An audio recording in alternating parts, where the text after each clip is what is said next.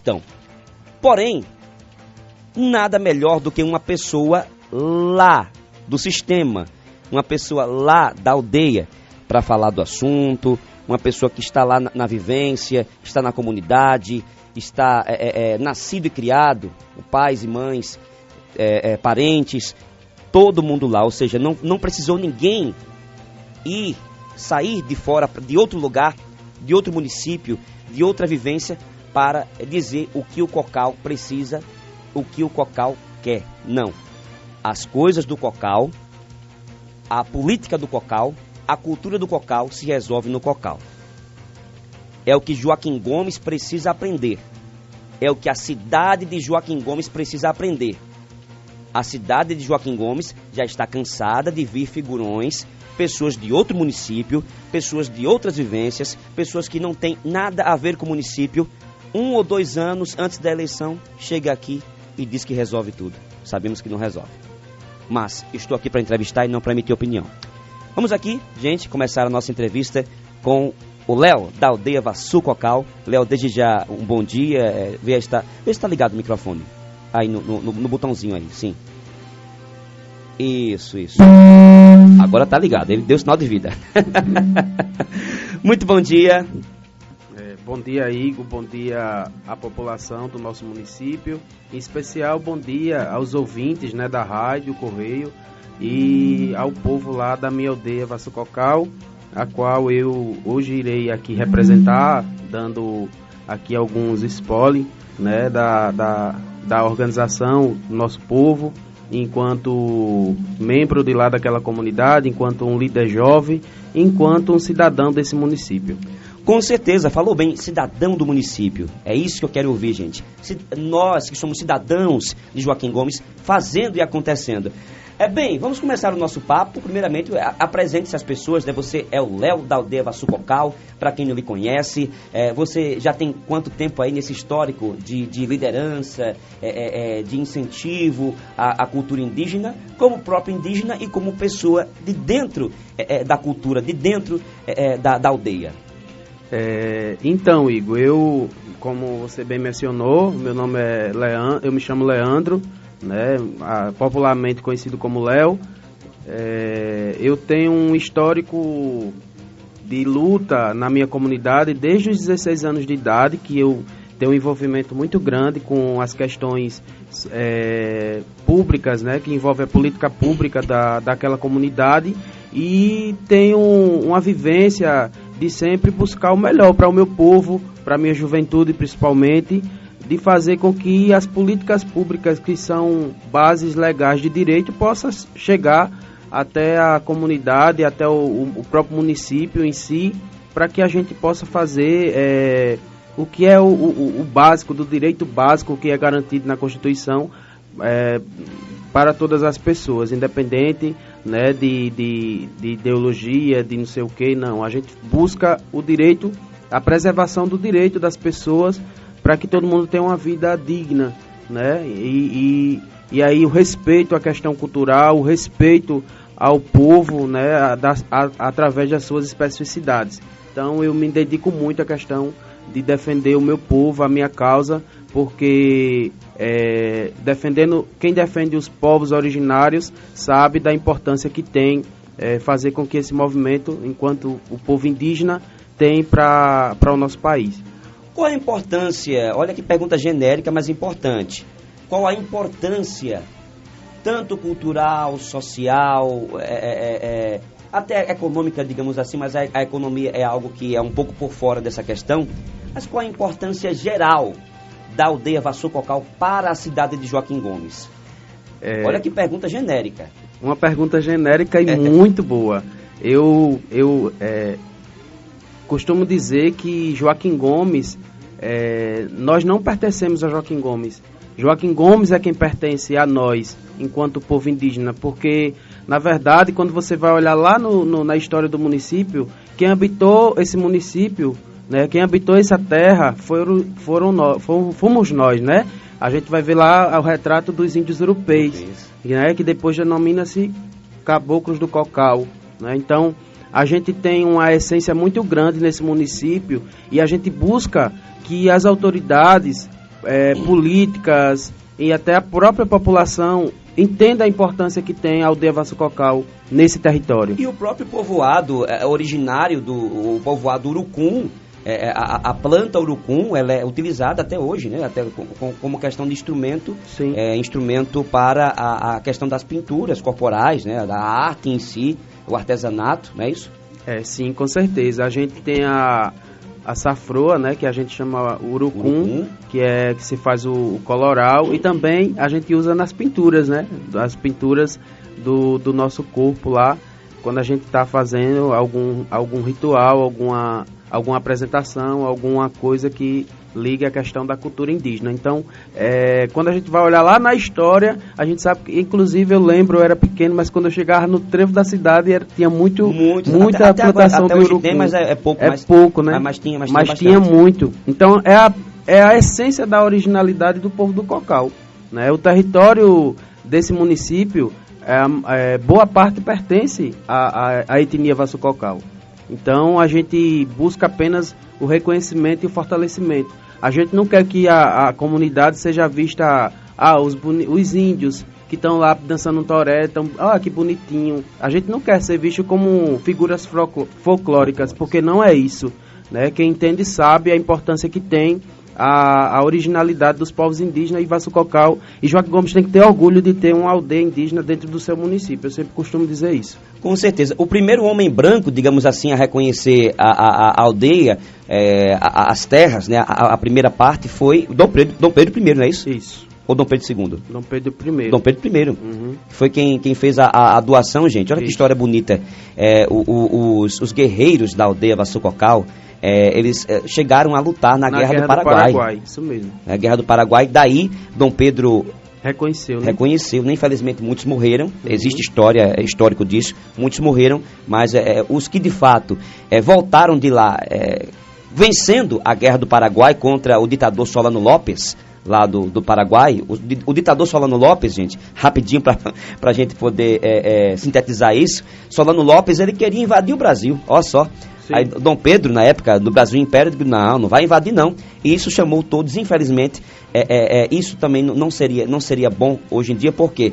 Porque chamou os índios, porque chamou as classes menos abastadas. Por quê? Porque não queriam que os ricos entrassem, né? Infelizmente, até naquela época existia tanta segregação. Hoje, Léo, você acha que ainda existe muita segregação dentro dessa questão? O que você tem assim para nos dizer? Ainda existe quando ainda querem tentar nos colonizar, né? Quando ainda querem tentar nos dizimar, no sentido de querer falar por nós. Eu acho que ninguém melhor do que nós mesmo para falar por nós. Eu respeito muito os amantes da cultura, eu respeito muito as pessoas que apoiam a causa, que estão junto conosco, que nos apoiam, mas a gente precisa sempre deixar claro que nós podemos falar por nós, né? Quando você iniciou a entrevista, você disse um filho da terra, alguém que está vivenciando. Eu tenho 30 anos de idade, né? A minha história, o meu percurso de vida todo foi dentro da minha comunidade, e ninguém melhor do que eu para conhecer os problemas da minha comunidade, ninguém melhor do que eu para falar sobre as problemáticas que lá existem, defender o meu território e também trazer a público essa importância de que nós podemos falar por nós. Com certeza, com certeza. Olha, vamos mudar um pouquinho de assunto para a gente dinamizar aqui a nossa entrevista. Está saindo recentemente na imprensa, em toda a mídia, a questão da Lei Paulo Gustavo. Gente, a Lei Paulo Gustavo, que é uma lei onde foi aprovada no ano passado, salvo engano, que foi em homenagem, claro, ao artista Paulo Gustavo, que veio a falecer vítima da Covid-19 em 2021. A Lei Paulo Gustavo consiste, gente, na questão do incentivo às culturas locais, ao fomento à cultura de cada município. E Joaquim Gomes tem uma forte cultura indígena, isso aí é notório e público. Bem, Léo, com relação à Lei Paulo Gustavo, o que você pensa sobre isso? O município já assinou? Você tem conhecimento se já assinou ou não? Se existe a intenção de assinar? E o que essa lei poderia beneficiar o povo indígena da aldeia do Cocal? Então, Igor, esse tema da Lei Paulo Gustavo é um dos temas que me traz também aqui hoje, né?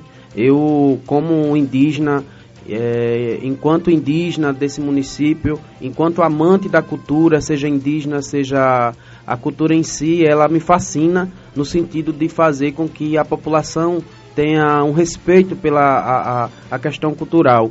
E aí essa Lei Paulo Gustavo, que inclusive ela traz o nome de um cara que é muito importante na questão cultural, no teatro, na música, no audiovisual, e aí essa lei vem homenageá-lo e aí vem contemplar a todos os estados do país e os municípios, seja de grande porte, seja de médio porte, né? E o nosso também não poderia deixar de também estar dentro dessa contemplação. E aí o fortalecimento, essa lei vem para fortalecer, né, a cultura do país. Como você falou, são mais de 4 bilhões investidos nessa lei, sendo que ela tem uma importância porque ela visa garantir que a cultura volte a fazer, que os gestores voltem a fazer investimentos na cultura local, né? E a gente sabe que sofreu muito a cultura durante a pandemia, porque muitos não teve como fazer, aliás, não só a cultura, mas todos os segmentos produtivos da sociedade teve uma grande perca. E aí essa lei ela vem nesse intuito, né, de garantir que as pessoas tenham a volta dessa questão cultural. Pelo que eu fiz uma breve pesquisa, eu vi que nosso município ele tem a receber R$ 246.210,70. Isso mensal? Não, esse no montante. Montante, né? Esse é o montante, mas para receber esse recurso é preciso que a Secretaria de Cultura do município apresente um plano, né, um plano de ação, e coloque lá na plataforma do governo federal, né, que é a Transfere.gov, para que o município para que esse plano possa ser aprovado e aí sucessivamente o município possa estar recebendo esse recurso e possa estar lançando os editais para que as associações, a sociedade no geral que trabalha com a cultura possa estar concorrendo a esses editais. A gente sabe que é um recurso significativo, se tratando da questão cultural, mas a gente sabe também que para poder ter acesso a esse recurso, a gente tem que ter associações legalizadas, a gente tem que ter tudo dentro do que exige a lei, né? Até porque esse recurso é um recurso federal que o município vai precisar prestar conta dele, né? Eu vi na rede social, eu vi que você postou em sua rede social que eu vi uma foto lá, várias fotos aliás, de uma reunião com a associação indígena. Essa associação, ela já existia, ela é recente, está sendo organizada agora. Me conta sobre isso, sobre essa associação. Essa associação da aldeia, ela existe desde 2011, né? Ela já tem um percurso andado, caminhado. A gente recentemente reformulou a diretoria dela, né, justamente pensando já em agarrar projetos que possam beneficiar a comunidade, né? Porque eu entendo que as comunidades, seja indígena ou não, elas precisam ter as suas organizações próprias para poder adentrar os editais do governo e poder agarrar oportunidade para as pessoas. Então a gente tem a associação desde 2011, a gente reestruturou, está reorganizando ela, né, e para fazer com que a gente também possa concorrer aos editais, sim, da Lei Paulo Gustavo e outros que vierem. Ótimo, bacana. Léo, vamos aqui dinamizar, vamos mudar um pouco agora o assunto, vamos falar agora sobre a questão da política em si, da política, a relação da política, mas antes disso eu vi que você está aí com alguns papéis. O que são esses papéis aí? me conta aí, eu sou curioso. Então, Igor, eu trouxe aqui, recentemente, eu acho que você acompanhou e a população do nosso município acompanhou, né, que na aldeia a gente realizou o primeiro Jogos Estudantis Indígenas. Ótimo. Isso foi um marco, cara, importantíssimo para a cultura. Todo mundo que foi lá ver se sentiu muito, assim, contemplado em ver aquela comunidade realizar um evento pequeno, mas que teve uma proporcionalidade muito grande, né? E assim, foi através desses Jogos Indígenas que a gente teve lá a presença do presidente da Câmara, o vereador Edinaldo, e o secretário de Cultura, o Naldo também, que foi fazer uma visita. E lá a gente teve eu tive umas conversas com o Edinaldo, e o Edinaldo, ele, um cara sucinto também, muito acessível. Tem ajudado muito ele? Tem, no sentido de organização, do que eu pensava, do que eu sonhava, né? Eu tive uma perspectiva boa por parte do presidente da Câmara, inclusive quero parabenizá-lo aqui, né, ao vivo, na rádio, dizer que a gente se sentiu muito contemplado com essa questão do projeto de lei, né, que é esse papel que eu estou aqui com ele, que é um PL... Ótimo, eu lembro desse projeto de lei. O projeto de lei, o PL 5/2023, que institui, Igor, no calendário oficial do município, o Dia Municipal dos Povos Indígenas, né, que vai ser celebrado no dia 19 de abril. Depois de 61 anos, depois de um diálogo muito proveitoso com o Edinaldo, a gente teve esse avanço. Eu enquanto povo açucocal, né, enquanto um dos que sonhou com isso, estou feliz. Eu espero que os gestores, né, façam valer. E não adianta só o papelzinho, não adianta só o papelzinho bonito aí. Não adianta aprovar. Foi unanimidade. A própria Câmara, por unanimidade, aprovou esse projeto, né, os que estavam presentes, os vereadores, os que estavam presentes. E aí eu me senti muito contemplado. Eu estou muito feliz com essa aprovação. Eu, enquanto povo açu, enquanto sociedade, vou cobrar que isso seja realmente efetivado. E aí, além desse projeto de lei, a gente teve outra indicação por parte do vereador Edinaldo também, que foi a criação da Secretaria Municipal de Assuntos Indígenas. Aí alguém vai dizer, até já, mas por que uma Secretaria de Assuntos Indígenas? Não tem sentido alguma pessoa vir conversar comigo, um político inclusive. Sim. E eu disse a ele que tem sentido.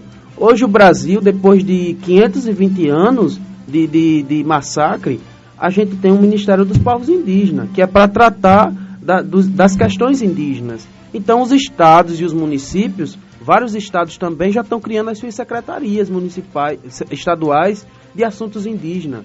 Os municípios já estão criando. E por que o nosso tem que ficar para trás? Né? Então, e tudo é política. Tudo é política. Tudo é política e tem que ter a política, gente. E a política, quando se fala, gente, é muita ignorância quando muita gente pensa que a política é só política partidária. Não é isso. É a política partidária, a política do candidato, do vereador, do prefeito, da eleição. Não, gente, a política é tudo. O ato de viver já é um ato político. O viver, respirar já é política.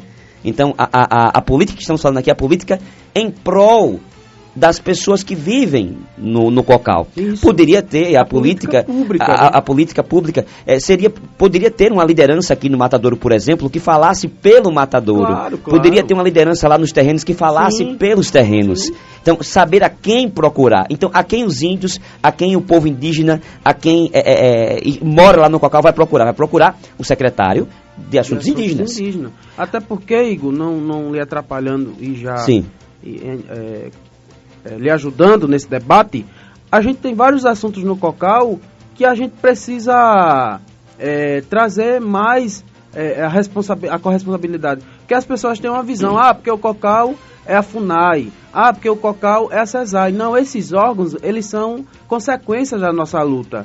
Né? Mas a gente não deixa de ser munícipe, a gente não deixa de votar aqui em Joaquim Gomes. Então, tudo que a gente cobrar de direito é respaldado. A Constituição nos garante essa garantia do direito. Então, uma secretaria na aldeia é para trazer as demandas que existem na aldeia, que muitas das vezes são negligenciadas. Eu preciso dizer isso, são negligenciadas no sentido de, por exemplo, as estradas é uma dificuldade enorme. Eu não estou aqui culpando o secretário A nem B, mas eu acho que a gente precisa ter, por exemplo, uma organização, Igor. Eu acho que é uma reclamação geral, viu? Claro, as estradas. É geral, eu sei que é geral, mas a gente precisa ter uma organização enquanto gestão pública. Por exemplo, toquei nesse assunto ontem aqui no programa. Eu não posso, Igor, pegar a máquina e só levar no Cocal de 6 meses. Não, a gente tem vários. E a gente sabe que o município da gente é grande. Esse problema de estrada, a gente sabe que, infelizmente, é um problema constante. Que as estradas da gente não são boas. A região da gente chove muito. Há uma dificuldade de acesso muito grande, muito mas acidentado. Que se tiver um planejamento e uma organização, quando vir o período, a gente vai ter uma amenização disso. Então é preciso que os gestores, né, tenham esse olhar mais supervisionado e cobrar mesmo dos secretários que haja uma organização para atender não só o COCAL, mas todos o município em si, um que é grande demais. Um cronograma. Claro, um cronograma, gente, uma organização. Papel, colocar no papel, né? Colocar no papel. Isso é o que está faltando aqui. Léo, vamos agora sim dar um tom já quase final a essa entrevista, agora 10 horas e 53 minutos, né? O amigo tem muitos assuntos a tratar aí no município, creio eu, nessa sexta-feira. Bem, com relação à questão da gestão, vamos falar agora de política de verdade, a política que o povo gosta, né? O oba-oba. Olha, 2024, e aí, o que é que você planeja, o que é que você tem em mente, e aí vai ser candidato, não vai, como é que vai ser? Eu gosto logo de direto no assunto. Então, eu não arrudeio, não. Veja só, 2024 é bem ali, né, como dizem, mas é uma perspectiva que a gente precisa amadurecer. Eu não posso simplesmente dizer, eu já sou pré-candidato, sem antes eu amadurecer essa base. Pré-candidato, gente. Pré-candidato. O termo é esse, porque o TRE vai cair no negócio da gente aqui. Eu não posso ainda falar sobre esse assunto. Eu espero que a população da minha comunidade e a população de Joaquim Gomes entenda que é preciso que a gente renove os aspectos políticos do município, e as pessoas é quem tem o poder de fazer isso. Então eu por enquanto me abstenho de dizer se sou candidato ou não, se sou pré-candidato ou não, porque eu estou construindo as bases. Como é que está a sua relação com o governo hoje, com o prefeito Adriano? Como é que está essa relação? Olha, o Adriano é um amigo meu, um amigo que no primeiro mandato, eu confesso, não votei no Adriano, porque ele não tinha um conhecimento com o Adriano. E aí depois a gente criou uma aliança política legal. Essa de 2020, né? 2020. Essa última. Fui candidato, inclusive, com ele, né? Teve quantos votos? Tive 224 votos. Muitos votos, viu? Muitos votos. Expressivo. Até eu me admirei 224. Muito bom, muito bom. bom. Uma votação legal, que eu, inclusive, agradeço à população, inclusive aqueles que votaram em mim, eu não sei nem quem foi, mas agradeço muito. Acho que as pessoas depositaram em mim a confiança naquele momento. Como diz um colega meu, faltou um cabelinho de sapo para chegar lá. E assim, com o Adriano é meu amigo. O Adriano, eu falo na amizade pessoal, a gente criou esse laço de amizade. O Adriano é um cara que eu vejo que chegou em Joaquim Gomes e colocou as coisas em ordem, porque Joaquim Gomes era muito bagunçado, né? Entrava político e a gente via tantas... Era no Fantástico, era não sei aonde. Joaquim Gomes saiu das manchetes. Eu acho que o Adriano moralizou, né, a política partidária em si, né? A política pública precisa avançar, eu confesso que precisa avançar algumas coisas, mas isso não é só em Joaquim Gomes. Eu acho que isso é no contexto geral, infelizmente, mas a gente está falando do nosso município, e eu tenho boa amizade com o prefeito Adriano, e acredito que de todas as gestões que passou, na minha opinião, a dele está sendo uma das melhores. Muito bem. Precisa melhorar, sim, muita coisa ainda, mas do que passou, ele está sendo o melhor. Muito bem. Fique à vontade, agora 10 horas e 56 minutos, você que está acompanhando agora, você que está acompanhando aqui pelo rádio, não se preocupe, essa entrevista estará disponível mais tarde no Instagram da Correio e também no nosso parceiro 40 Graus News. Léo, microfone é todo seu, fique à vontade para tratar do que a gente esqueceu, pode ficar à vontade. Não, na verdade eu queria já fazer aqui umas considerações, né? Agradecer a Rádio Correio, né? A Correio FM pelo espaço cedido, dizer Igor, que a gente enquanto nós, né? Enquanto população desse município, precisamos estar atentos às questões das políticas públicas, seja enquanto indígena, seja enquanto sociedade. Você disse, você falou aí que é importante que as lideranças dos bairros possam vir à rádio, possam vir falar da necessidade da sua comunidade. Gente, a gente não cobra nada não, tá? Não paga não para vir para cá não. É importante, porque muitas das vezes a gestão não sabe nem o que está acontecendo, mas a população daquele bairro sabe, né? Então é importante que a rádio ela abra esse espaço de diálogo, abra esse espaço para que a gente possa vir aqui e falar o que a gente pensa, porque a gente vive num país que precisa fazer com que a gente seja ouvido, nós sejamos ouvidos. Então dizer que eu estou muito feliz por essa breve entrevista, mas acredito que com um resultado legal. Eu quero muito que a Lei Paulo Gustavo chegue aqui no município. Gente, atenção, Secretaria da Cultura, Naldo, viu? O espaço está aberto para o amigo vir aqui e já está convidado aqui, o convite já está feito, tá? Para vir aqui esclarecer também, né, sobre o assunto. É importante que ele venha para esclarecer sobre o assunto, gente. A Lei Paulo Gustavo, que foi uma das temáticas aqui da nossa entrevista, e com certeza vai fomentar muita coisa, vai trazer muito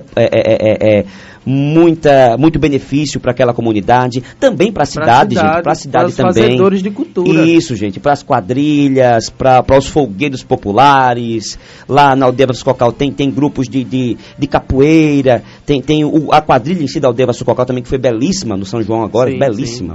Parabéns, um mês só de ensaio, né? Um mês só. E arrasou, muito bom. Muito bom. E gente, e aí, Igor, eu queria também frisar aqui a população do nosso município, porque hoje eu estou né, ocupando a presidência do Conselho Municipal de Saúde. Então, assim, dizer à população que as portas do Conselho Municipal elas estão abertas, né, lá dentro da Secretaria Municipal tem a sala do Conselho para receber as pessoas, as demandas que surgirem, e que nós, enquanto sociedade, né, um trabalho voluntário, um trabalho de conselheiro, mas que exige muita responsabilidade daqueles que se dedicam.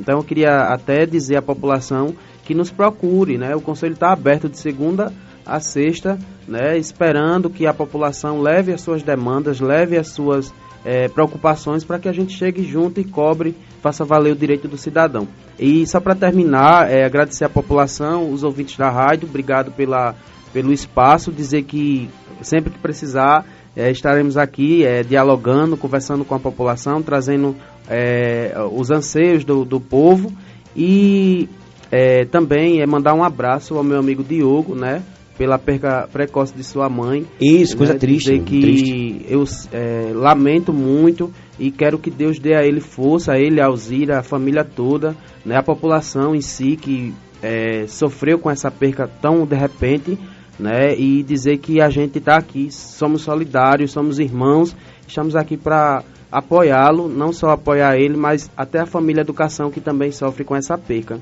Então, que Deus abençoe a eles e a toda a população no geral, um abraço e que Deus nos abençoe. E até a próxima entrevista, se assim Deus permitir. Com certeza, mande um abraço pro cacique, o cacique Edmilson, pro pajé, o pajé Lula, viu? Lula. Próxima vez tragam eles. Trago sim. Muito bem, conversei com Léo Cocal, Léo da Aldeia Sucocal. Gente, obrigado pela companhia, pela audiência. Eu volto após o intervalo comercial.